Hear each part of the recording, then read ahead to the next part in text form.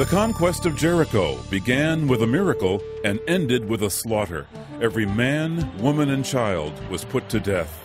No one doubts that God gave Israel a great victory at Jericho.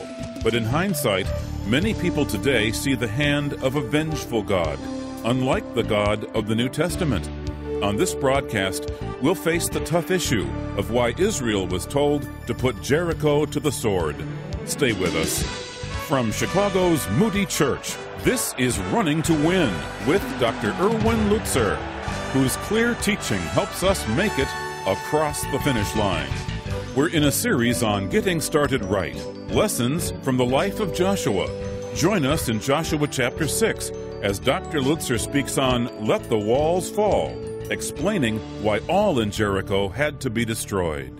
Now, many people read this and they say, I can't take it in. I mean, what kind of a vicious God is this? So much so that the older liberals used to think that there were two gods, the God of the Old Testament and the God of the New Testament. Well, you know that several months ago I preached on the topic of whether God is more tolerant than he used to be.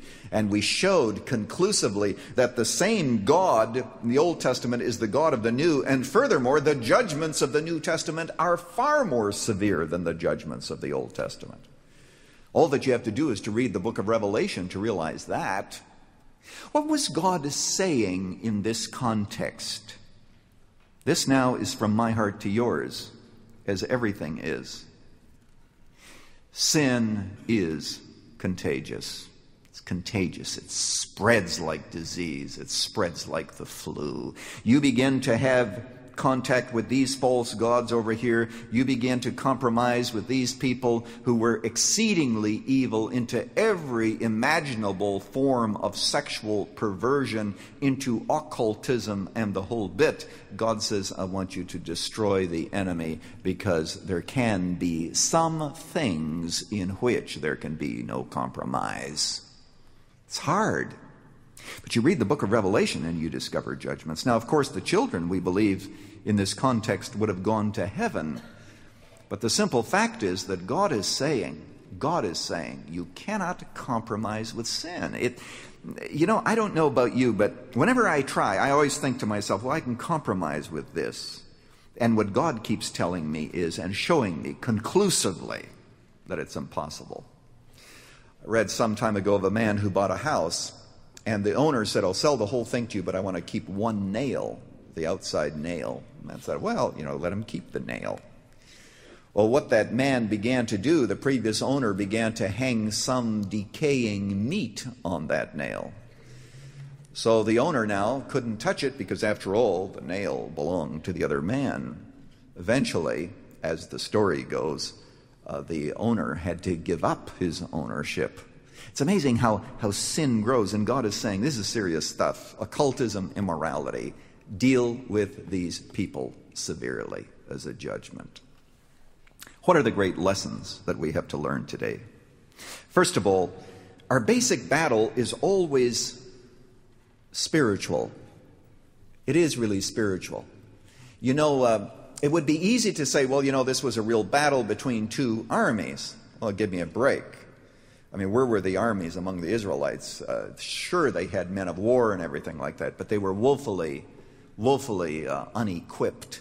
That wasn't really the issue. The issue wasn't really the strength of Jericho, which was a very strong city. And archaeologists tell us that in those days the Canaanites, I believe, already had iron, which meant that as they made various equipment and various weapons, they were far ahead of the Israelites, who had almost nothing. But that wasn't really the issue. The issue was two invisible armies at war here. And you remember last time where the captain of the host of the Lord comes to Joshua, and Joshua says, art thou for us or for our adversaries? And he said, I have not come to take sides, I have come to take over. And he says, I am the captain of the host of the Lord. I can speak the word, and God's armies go out. Is it not the Apostle Paul who said that we wrestle not against flesh and blood, but against principalities and powers and things present, things to come? All of those things. I mean, there is, as we've often pointed out, a spiritual counterpart to the battles that take place here on earth. So that our own struggle with sin oftentimes is reinforced by the enemy. We remain responsible, but he is there to bind us and to condemn us and to hold us. Our battle with faith is a spiritual battle. When all that we can see is our own walls without seeing what God has provided for us, our basic battles are always spiritual. Let me give you a second observation. Our victory depends on our focus. Our victory depends on our focus. Now, one thing you will find when you don't have to live too long in this life. Looking in your eyes, most of you have lived long enough to discover this, that there are some people, and some of you live with people like this, and you work with them. They are wall watchers. Wall watchers love to talk about the height of the walls. They have measured the width and the height. They know, catch this now, the weight of the walls. Bless them. They know the age of the walls.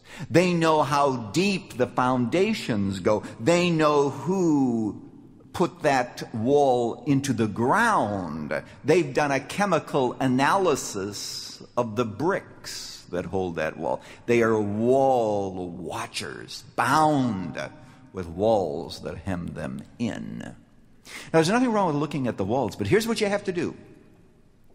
You have to just glance at the walls, but you have to gaze at God. What a difference that is.